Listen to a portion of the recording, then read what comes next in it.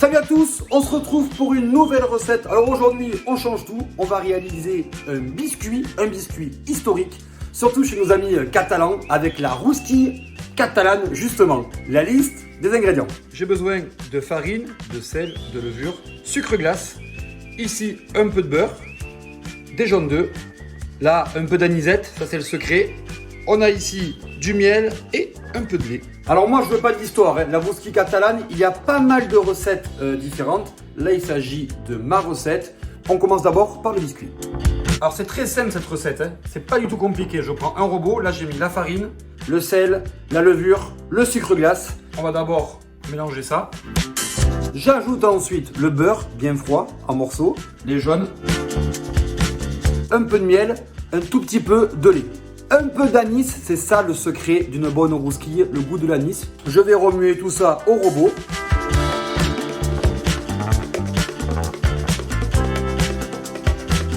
Moi je veux pas avoir une pâte trop élastique, on finit à la main. Je vais maintenant la mettre à reposer 2 heures au frigo. La pâte à reposer, elle va être un peu plus ferme. On va l'étaler à peu près une épaisseur de 1 cm. Et la rousquille, la taille officielle, c'est un emporte-pièce comme ça, 7 cm environ. Et je retaille un trou au milieu.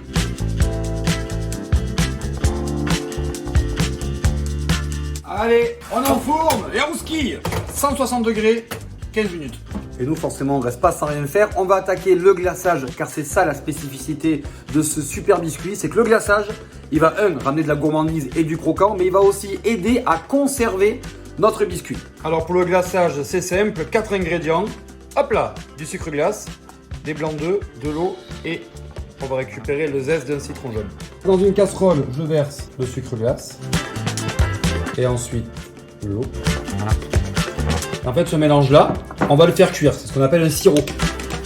Et je termine avec un zeste de citron jaune. C'est le moment où il faut des outils. Désolé, thermomètre, on va le cuire à 117 degrés notre sucre.